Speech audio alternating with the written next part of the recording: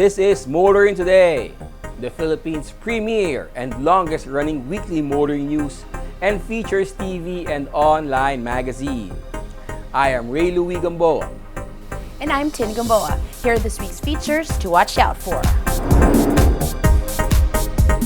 On Motoring Forum, we shall discuss the suggested solutions to solve EDSA traffic congestion. Our road safety reminder on the Yonge Street Smarts portion centers on the proper and safe way to treat pedestrian lane users. This week's Payong Chuper shall be about wearing a proper uniform for PUV drivers. Showcase this week shall have the subcompact hatchback from Suzuki, the new Espresso. While for race weekend, we shall have the highlights of the 2023 Toyota Gazoo Racing Festival at the Quirino Grandstand.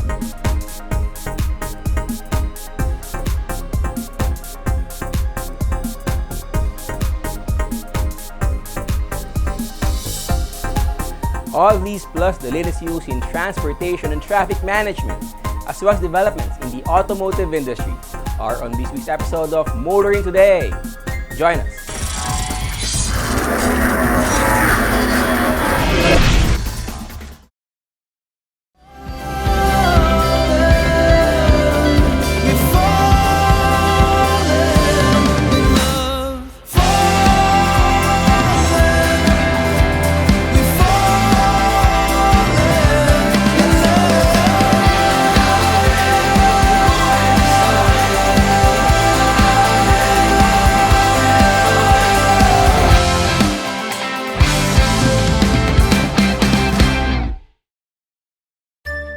Life should be filled with stories to be liked and loved. Elevate your drive with the new Honda City.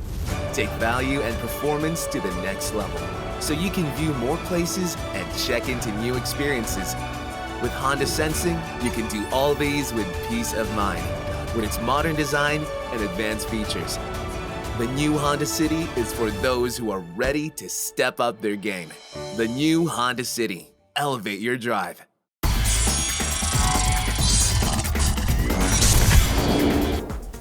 Welcome back to Motoring Today. Here now are the latest news and developments of the country's transportation and traffic management.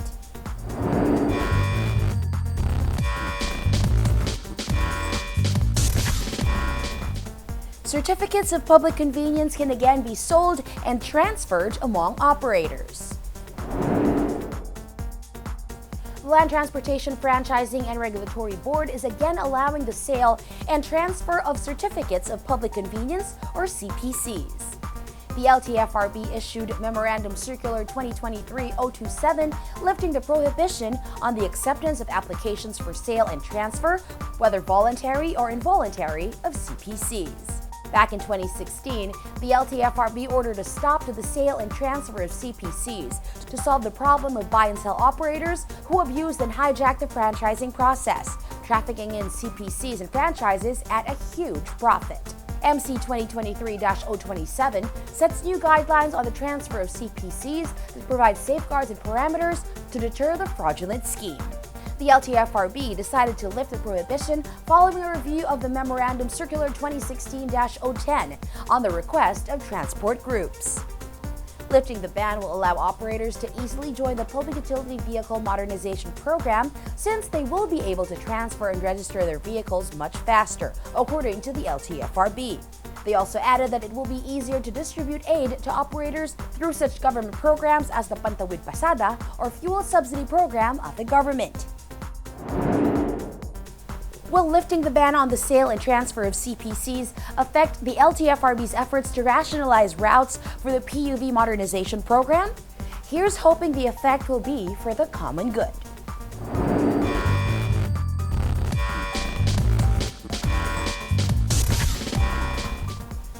Meanwhile, here we go again. Government and tollway operators want to go with purely contactless and cashless transactions at expressways.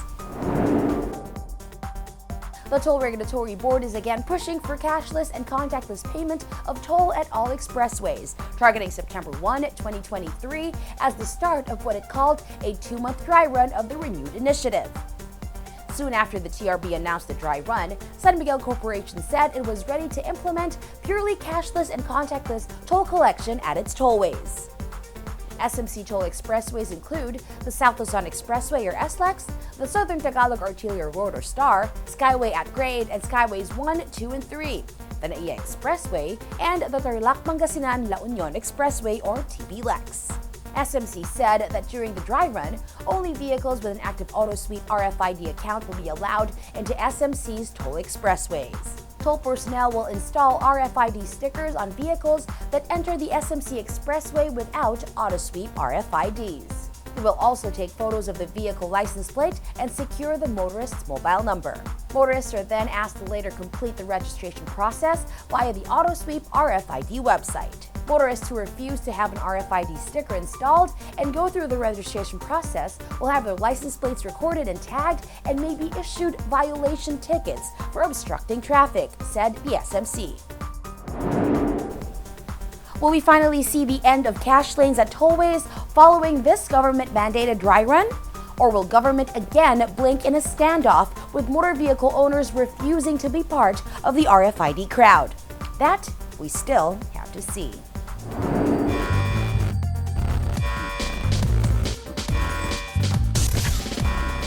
Continuing, initiatives to further expand the networks of the light rail transits in Metro Manila continues to be pushed by authorities. The feasibility study on extending the light rail transit line 2 farther eastward is finally being finalized. According to a Business World report, the plan calls for the LRT2 adding 3 more stations toward Antipolo.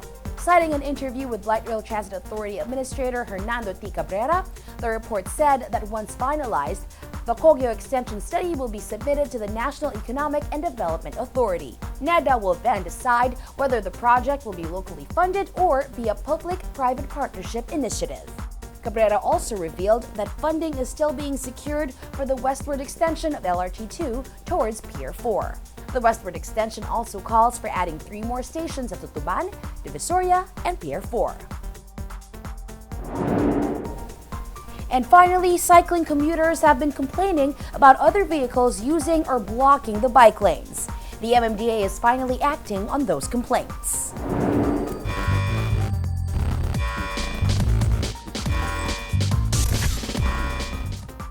The Metropolitan Manila Development Authority is warning motorists that it will begin to apprehend those who use the lane marked out exclusive for cyclists. During its latest Laging Handa media briefing, MMDA Acting Chairman Romando Artes said agency has noted an increase in the number of cars and motorcycles driving through bike lanes.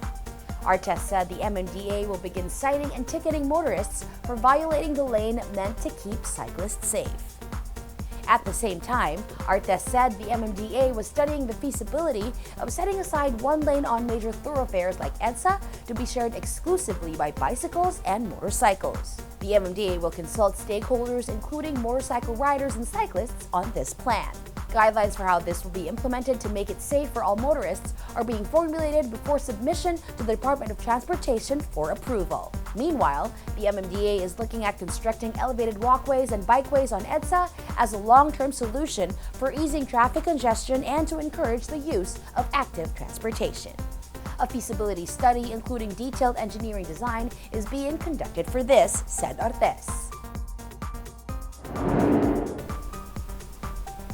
The MMDA and transport authorities have grand plans and solutions for making it safe for cyclists, motorcycle riders, and other motorists on the road. Still, all these grand plans can only work when people understand how to properly benefit from them.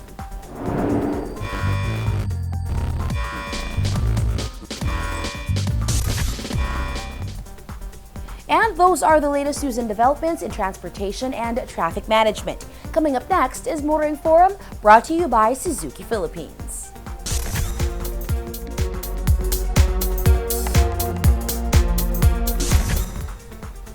More and more motorists are complaining about the worsening traffic congestion on EDSA. Motoring Forum tackles observations of pundits and suggested solutions. Traffic congestion along EDSA has gotten worse. More and more motorists are complaining about being stuck in hours-long traffic along EDSA, even for short distances. Motorists who thought EDSA was the shortest route from point of origin to destination find out short distances don't necessarily translate to faster travel times. One pundit wrote about spending more than 2 hours to travel the 4 kilometers from the power plant to White Plains. Not a day goes by without social media posts from frustrated motorists trapped in EDSA traffic and getting hours late for appointments. Motorists are now finding fault with a lot of the initiatives undertaken by the authorities on EDSA. The EDSA Busway or Carousel is said to have improved travel time of commuters riding buses that have mostly exclusive use of the innermost lanes on the Metro's main thoroughfare. It also was quite beneficial during transport restrictions during the pandemic. But as the restrictions were eased and finally removed altogether, motorists began complaining that this was the main cause of congestion, with one less lane for them in both directions from EDSA. Later on, complaints trended against the protected bike lanes established by authorities to encourage the commuters to use active transport, but leaving less room for other vehicles on EDSA. Other complaints followed about poor management of traffic at major intersections and junctions such as EDSA Shaw and EDSA Buendia. The misaligned barriers at U-turn areas. The timing of signal lights that result in traffic backing up for hundreds of meters to even more than a kilometer. But undisciplined motorists are also to blame for the congestion on EDSA, especially those who block traffic while cutting into lanes leading to overpasses and underpasses and U-turns. The Metropolitan Manila Development Authority recently inaugurated its new Communications and Command Center, which it described as the nerve center for its network of high-definition, closed-circuit television cameras, the Intelligent Traffic Signalization System, High-Terror Radio Smart Dispatch System with built-in GPS. The MMDA promised the new CCC will, among other things, facilitate faster and more synchronized road emergency response and improve traffic management. Will this help make traffic flow faster and smoother on EDSA? The answer to this question is not yet forthcoming. But many believe that traffic will continue to worsen with an increase in the number of vehicles on the road. The sheer volume of vehicles using EDSA is seen to negate many of the solutions conceptualized and implemented by authorities. Experts agree that until an efficient public transport system is established in Metro Manila and more people still depend on their cars to commute to work, traffic will continue to worsen. That's our Motoring Forum this week, courtesy of Suzuki Philippines.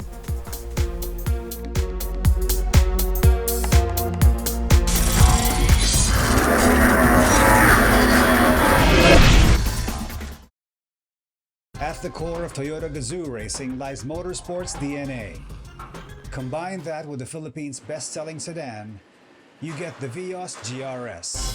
Its black accent details and aero kit upgrade capture the feel and excitement on the track, and the 10-speed CVT that exudes the TGR competitive spirit. On the road or on the track, always be ready for a heart-racing, exhilarating ride. The Vios GRS. Bring on the thrill.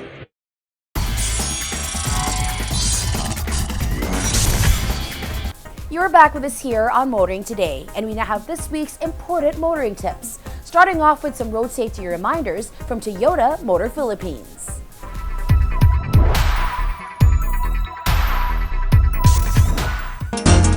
Kung ikaw ay galing sa garahe or sa parking lot, stop first before going ahead. Give way to the vehicles already on the road at huwag makipag-unahan o sumingit basta-basta. Same with the pedestrians. Patapusin muna sila sa pagtawid bago ka tuluyang lumabas.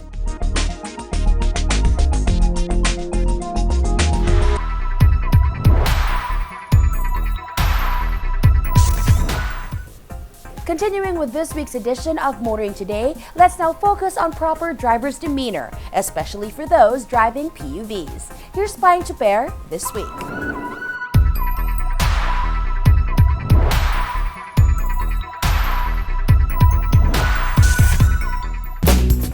Payong tsuper lang, kaibigan. Ako si Ka Jojo Martin, isang kapwa nyo tsuper. Maging maayos sa pananamit tuwing papasada. Kung gusto natin makarami ng pasahero, gawin nating presentable ang ating mga sarili sa tuwing tayo ay magmamaneho. Ugaliing isuot ang uniform ng samahan ng iyong kinabibilangan kapag papasada sa daan. Iwasang magsuot ng mga pambahay na damit katulad ng sando at tsinelas kung ayaw mo ang pasahero ang magalit at umiwas. Tandaan, kapag maayos ang kasuotan, pasahero ay iyong kaibigan. Ito po si Ka Jojo Martin. Payong tsuper lang, kaibigan, mula sa isang kapwa nyo tsuper.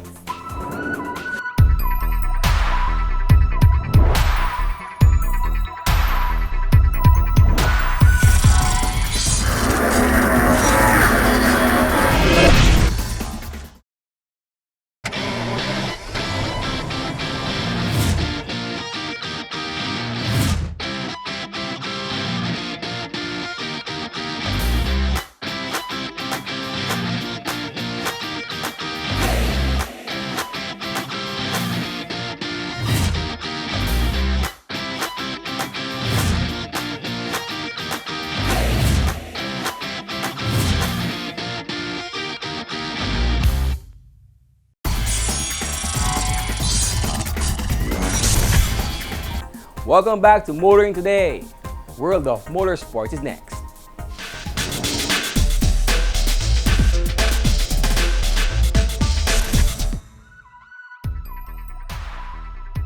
In motorsports news, Celestino Vietti of Fatic Racing outdueled Pedro Acosta of Red Bull KTM Ayot to win the 23-lap 2023 Austrian Moto2 race held in Spielberg, Austria. Vietti took the lead away from Acosta in the final few lap stages to win his first Moto2 race in the 2022 Catalan GP. Acosta held on a second to extend his championship lead to 12 after 10 rounds of the 2023 Moto2 World Championship. Ai Ogura of Idemitsu Honda Asia rounded out the Moto2 podium at Spielberg. Jake Dixon of Autosolar GAS Aspar was fourth ahead of Somkiat Kachandra of Idemitsu Honda Asia in fifth. More on the world of motorsports here on Motoring Today, as we now give you Race Weekend.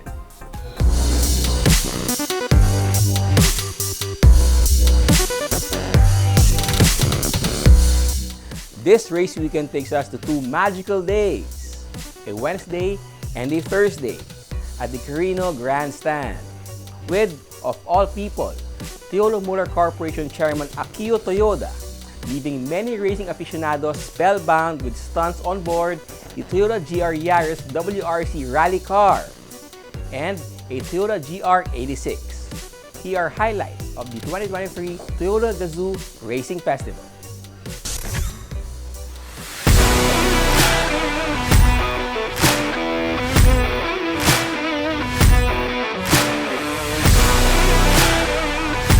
We are here right now at the Carino Grandstand in Manila for the Toyota Gazoo Racing Festival.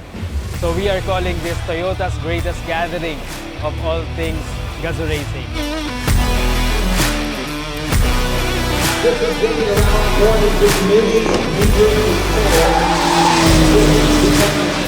So of course, since this is a Toyota Gazoo Racing Festival, so it means that our GR performance cars are here, so that we can exhibit their capabilities. So we have the GR Supra, the GR Yaris, and GR86. And on top of that, the spectators, the public, can also see the different GRS vehicles that we have. Most notably, we have the Hilux GRS. We also have the Fortuner GRS and the Corolla Altis GRS Hybrid.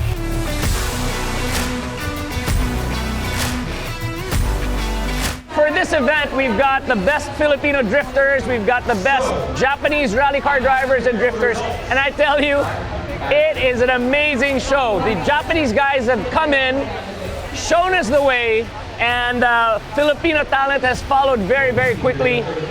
We're very competitive with them. As a matter of fact, right now, we are leading the Philippine versus Japan Drifting Gymkhana Challenge. So let's see how it goes, and hopefully one of our guys takes it home.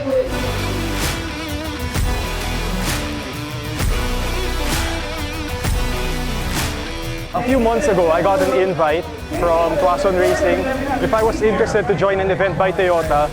And when I heard that, automatic game na yan eh, basta Toyota game yan. So when I found out how big this event was gonna be, you know, the effort that they took into planning this, I was really honored to have been chosen to be one of the drivers to do an exhibition run for the crowd.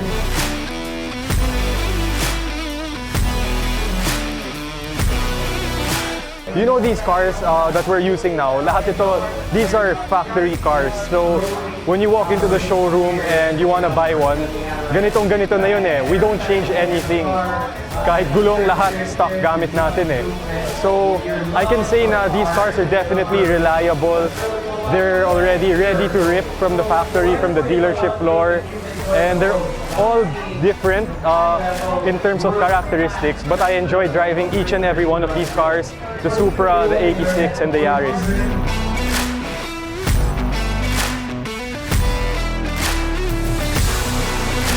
So I've been a part of the Toyota family for the last 3 years. Big thank you to TMP, TGR, Toyota Gazoo Racing for having me here, being part of the festival as an ambassador. It's been an incredible couple days already so far. I have goosebumps. I've never done a drifting competition before. Obviously my forte is circuit, So to do the tournament, it's an honor with the pro Japanese drivers that came here. I just want to say a big recognition to Alex Perez, Ryan Agoncillo, Luis Gono, all the pro drivers, just really helping me learn how to drift and do all these courses. Also to JP Tuason, Mike Tuason, Bjorn, the old Tuason Racing School. It was just an epic experience getting to do this for the first time properly. And crazy to win the tournament in the end, I couldn't believe it.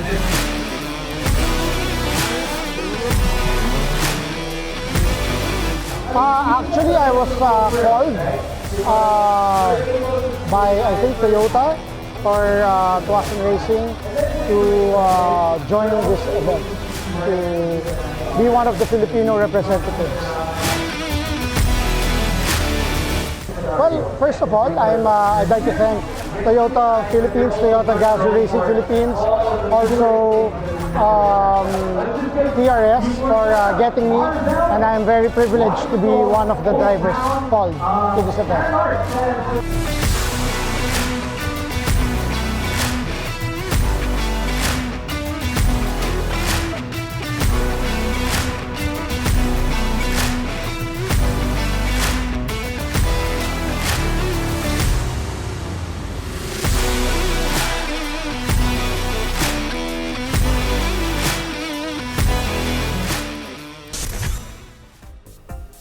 This year's festival begs the question, what can Toyota do to top those magical 2 days in the future?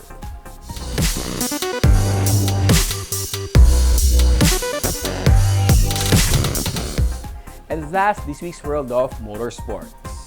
We'll be back after this short break.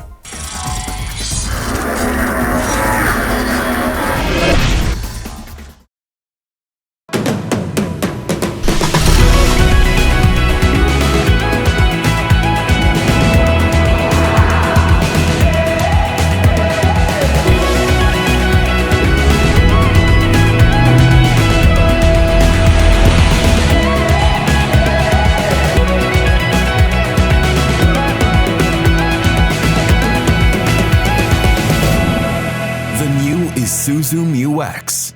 Take the lead.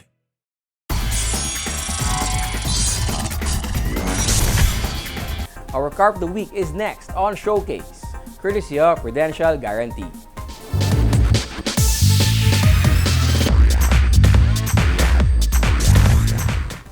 Suzuki sold a lot of the Espresso, a subcompact hatchback, after it was first introduced back in March of 2020.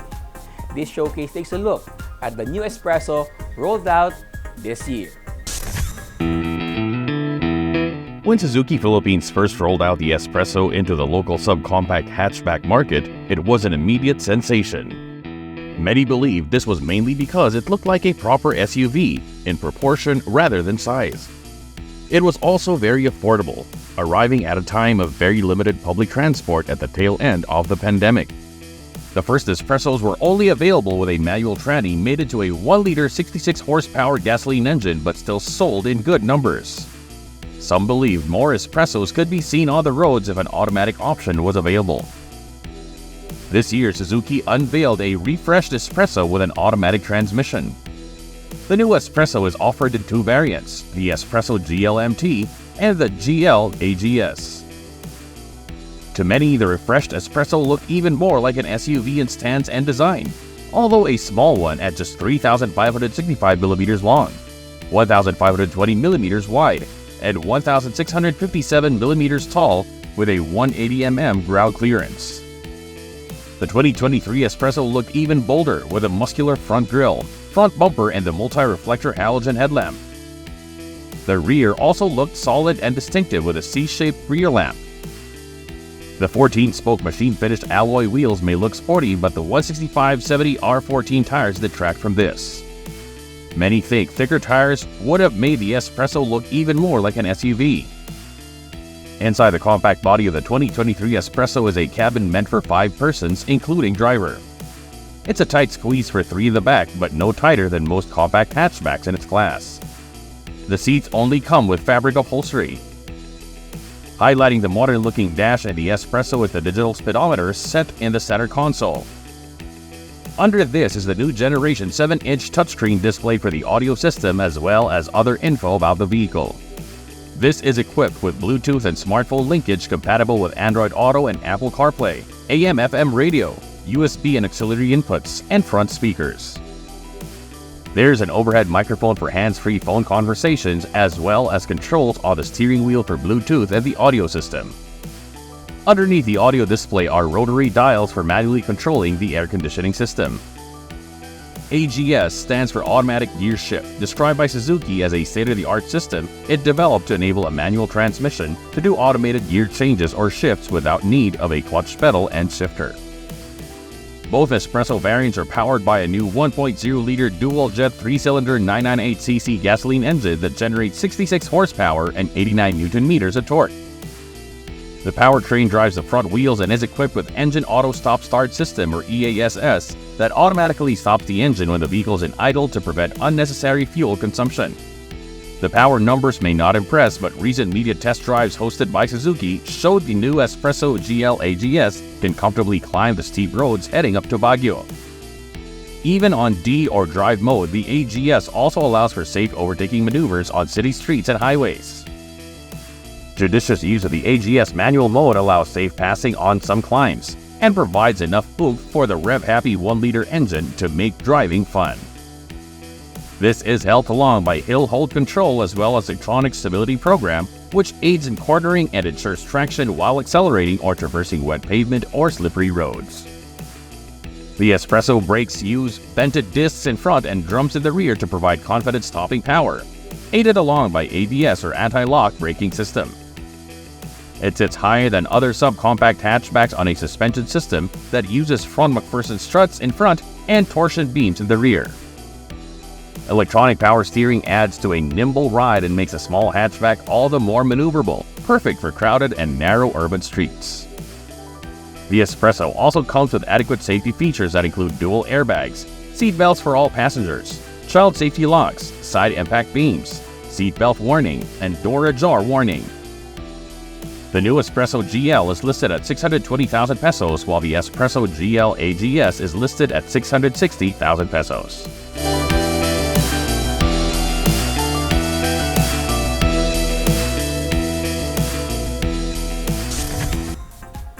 The arrival of the new Espresso AGS should confirm or not the belief of many that Suzuki's subcompact hatchback will be more popular and sell more with an automatic variant option.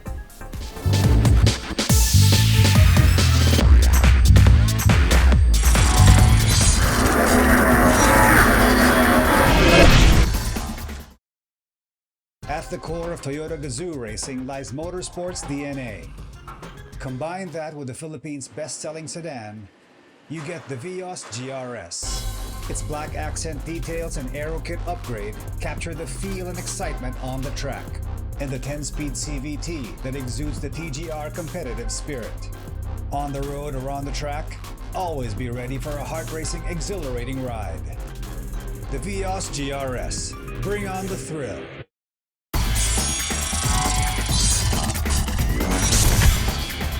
Welcome back to Motoring Today. The auto industry takes center stage.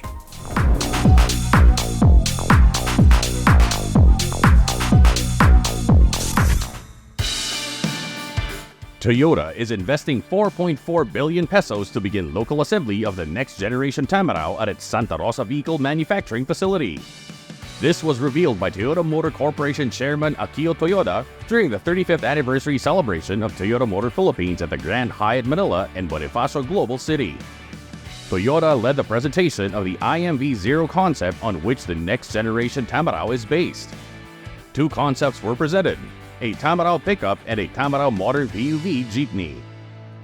And I'm very pleased to say that in 2024, for the first time ever, IMV vehicles such as this, next generation Tamaraw, will be produced as CVUs right here in the Philippines at our Santa Rosa plant. In his welcome speech, TMP Chairman Alfred T. touted the company's milestones and achievements over 35 years. From a startup of about 20 people, Toyota Motor Philippines is now close to 4,000 strong.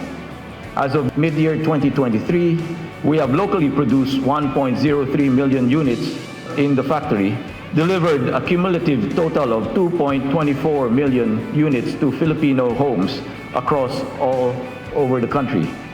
In terms of contributing to the economy, TMP and Toyota Group have cumulatively invested 73.7 billion pesos, paid duties and taxes of 448 billion pesos, and exported $18.76 billion worth of auto parts and components.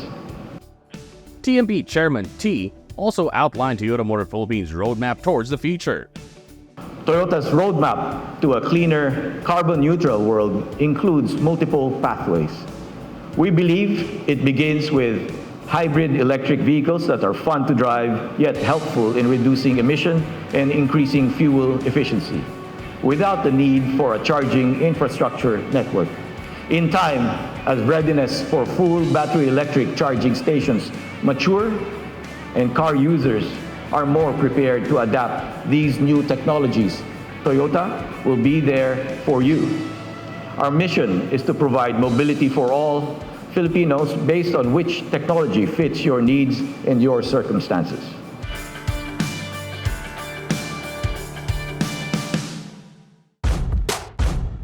Toyota Motor Corporation Chairman Akio Toyoda left motorsports enthusiasts spellbound with his performance driving skills at the two-day Toyota Gazoo Racing Festival held at the Quirino Grandstand in Manila. The festival was dubbed as the greatest gathering to celebrate all things Gazoo racing, as well as being part of the activities commemorating the 35th anniversary of Toyota Motor Philippines. We are celebrating three things. So first one are the Gazoo Racing cars, our performance cars. And second, we are celebrating motorsports and the amazing skills that our drivers have.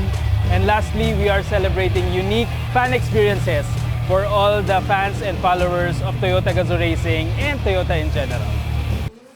The event drew more than 6,000 spectators to the Quirino Grandstand, with a lucky few able to ride shotgun with Morizo, Akio Toyoda's racing persona, behind the wheel of the Toyota GR86 and the Toyota GR Yaris WRC rally car. Morizo also showcased his abilities to perform stunts like donuts and precision drifting. We are fortunate to be witnessing his driving skills on the grounds of Manila. So for this Toyota Gazoo Racing Festival, Morizo is here to do some driving exhibitions for his Filipino fans and Toyota fans. The festival also featured a gymkhana and drifting competition, the national finals of the GR GT Cup, as well as performances from local rock stars like BGYO, Eddie Buendia, Ben and Ben, Parokya ni Edgar, and Kamikaze.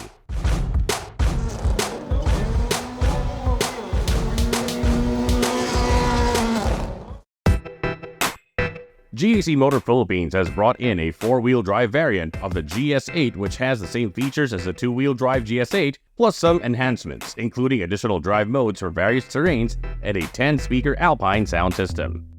The GS8 four-wheel drive was among the vehicles showcased at the GAC Discovery Drive Fest, a 3-day mall display and customer test drive event held at the Glorieta 2 in Makati. GAC Motor expects the four-wheel drive variant will boost sales of the GS8, the brand's best-selling model. Right now, the GS8 is our best-selling, one of our best-selling variants. So we expect the 4x4 to be a top-up to it being best-selling variant. Currently, GS8 is averaging around 200 units per month, with every month being a record month for us.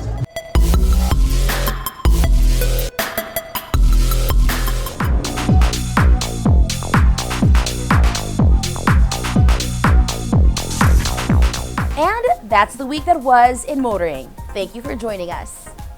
Also, don't forget to check us out on social media. Until next week here on Motoring Today, now on its 37th year of continuing service to the general motoring public with a lifelong commitment to promote road safety. On behalf of our dad, Butch Gamboa, I'm Ray Louie Gamboa. And I'm Tin Gamboa. Happy motoring!